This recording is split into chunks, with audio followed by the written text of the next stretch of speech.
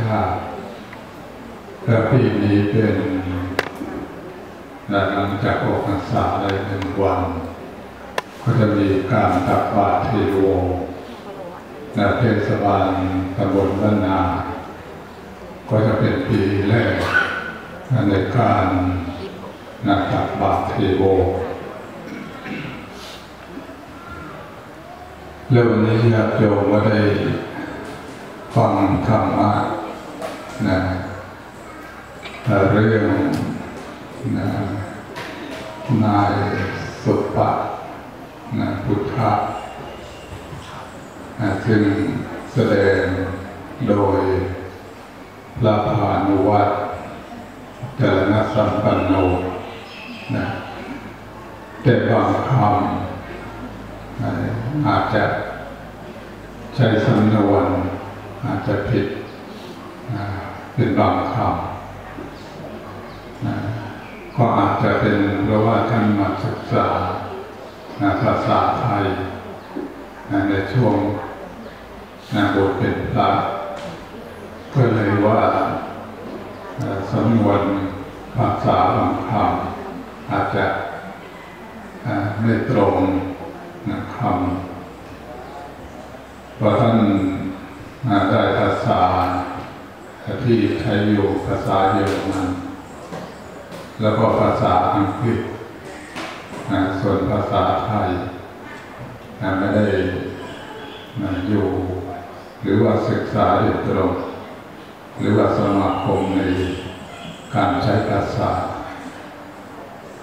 ก็ถือว่าเก่งแล้วเก่งกว่าเราทุกคนก็ได้3 ภาษาภาษาที่อยู่ใช้ประจำคือประเทศเยอรมัน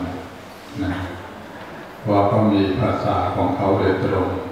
แล้วก็ภาษาอังกฤษซึ่งเป็นภาษาสากลโดยทั่วไปของโลกและภาษาไทยก็เป็นภาษาโดยเฉพาะของคนไทยสำนวนภาษาไทยดังนั้นโยมที่ได้ความอาจเขาว่าทำไมพระบางภาพถึงเทศถึงไม่ชัด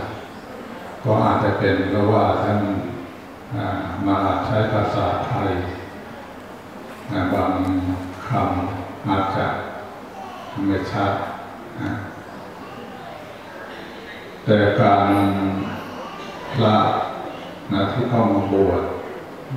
เป็นพระนวากาศที่บวชใหม่จำนวน11 ลูกด้วยกันที่มาทาน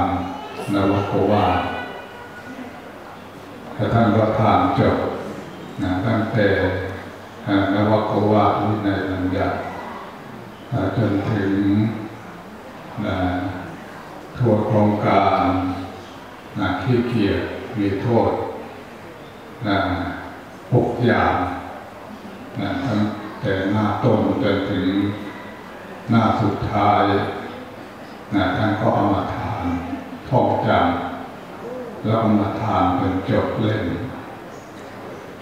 ตอนนี้ก็จบไป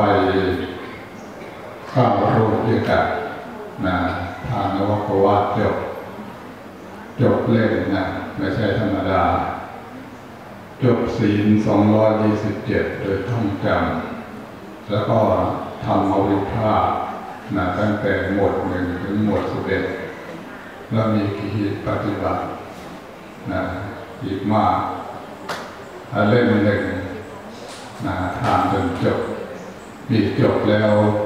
9 รูปด้วยกันที่ยังไม่จบอีก2 รูปคิดว่าก่อนที่จะมีการสอบสนามหลวงก็สอบสนามหลวงเนี่ยจะสอบวันที่6, 7, 8, 9 ตุลาคมก็สอบ4 วันสอบในช่วงบ่ายสอบในช่วงบ่ายที่วัดบุญนาคซึ่งวัดนี้เ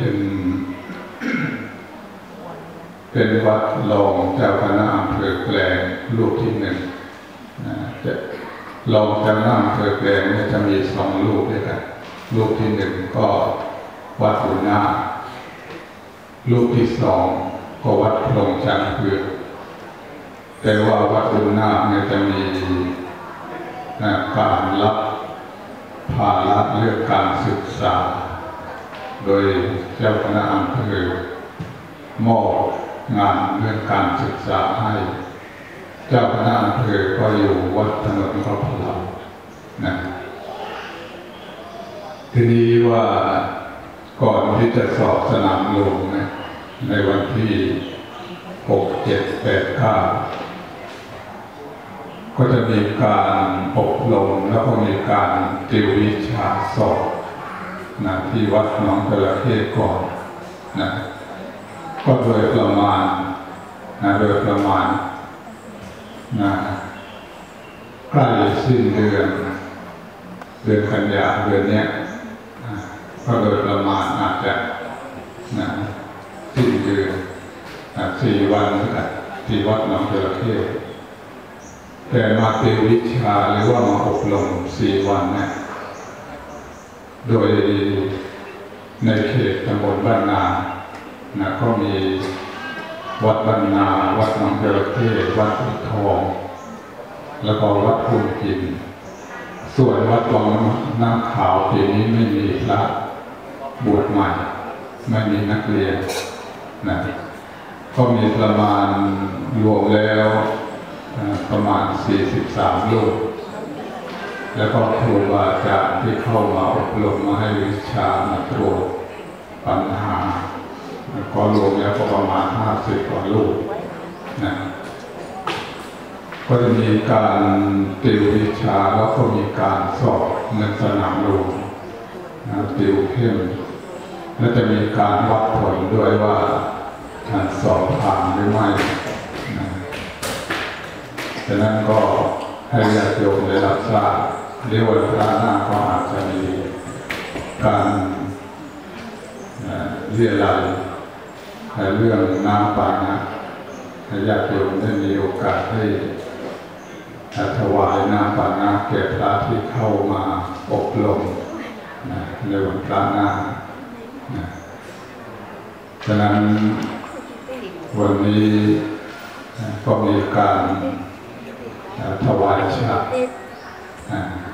รเงินฉัตรทองเพื่อนำไปประดิษฐานหรือว่าบูชาที่หอสวดมนต์หอสวดมนต์ที่พระสวดทุกเช้าทุกเย็นที่หอสวดมนต์เย็นก็เห็นด้านทิศตะวันออกฉัตรเหล่านี้ก็จะไปตั้งบูชาพระรัตนตรัยนั้นโยมก็เป็นเจ้าภาพทุกคนนะเพราะว่าได้มีการเรียรายรวมแล้วก็ประมาณ 6,000 กว่าบาทฉัตรนี้คู่หนึ่งก็ประมาณใช้จ่าย 2,000 กว่าบาทคู่หนึ่งก็ 2,000 กว่าบาท3 คู่ก็ 6,000 กว่าแล้วก็จะไปตั้งอยู่หลายปีคิดว่าจนกว่าจะผุพังไปแต่ถ้าผุพังไปคนที่ทำอายุยังไม่มากก็คงจะต้องทำต่อหรือว่าส่วนไหนชำรุดคุณสายันจริตงามคุณธัญรัตน์สุพรรณวงศ์แล้วก็ทีมงานก็คงจะต้องสอบเพราะว่าอายุยังน้อยยังอยู่หลาย10 ปีแต่ฉัตรนี้3 ปี 4 ปีก็คงจะอยู่ได้แล้วก็โยมเป็นเจ้าภาพกันทุกคนวันนั้นเรียรายโยมออกกัน20 บาท30 บาท100 บาทหลายร้อยบาทก็มีฉัตรตรงนี้ศาลาการประเรียนโยมก็เห็นกันส่วนหนึ่งก็เอาไปตั้งอยู่ที่อุโบสถก็ไปตั้งแล้วในอุโบสถชุดนี้ก็จะตั้งอยู่หอสวดมนต์หอสวดมนต์ ก็จะมีการทาสีทองแล้วก็สีเงินเฉพาะคู่นะเพื่อให้งดงามกว่านี้นะอันนี้ก็โยมก็ขอให้อนุโมทนาร่วมกันนะโยมก็ได้ที่บริจาคมาหรือว่าคนใดที่ยังไม่ได้บริจาคอยากจะร่วมสร้างบ้านขอมาถวายอยากจะมาได้ขอมารวบรวมเพื่อใช้จ่ายนะอันนี้ก็ขออนุโมทนานะขออนุโมทนาบุญกุศลของญาติโยมที่ได้กองทำหรือว่าถวายทานได้รักษาศีลศีลห้าโยมก็รักษาไว้ให้ดีนะเพราะศีลห้าเนี่ยพอเรารักษาศีลห้าบริสุทธิ์เนี่ยนะเมื่อเราดับชีพนี้ไปเราก็ไปเกิดในเมืองมนุษย์หรือกลับมาเกิดเมืองเราแต่ถ้าหากว่าเราไม่มีศีลห้านะเราก็เป็นมนุษย์ไม่สมบูรณ์และเราก็มาเกิดเป็นมนุษย์ไม่ได้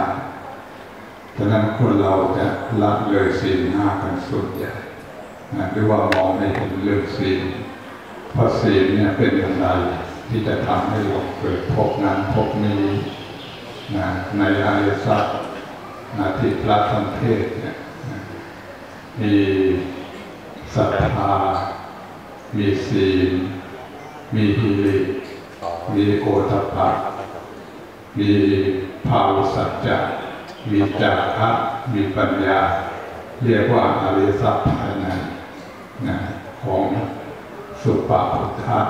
ที่เป็นโลกเรือนก็เพราะว่าเป็นพระพุทธเจ้าแล้วไม่ทำความเคารพและมีการถมน้ำลาย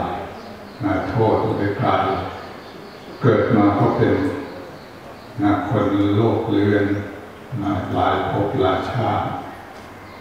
เหตุที่ไปตกนรกผู้หลายกับเราหลายกันก็เพราะว่าไปบำรุงบำเรอนางโสเภณี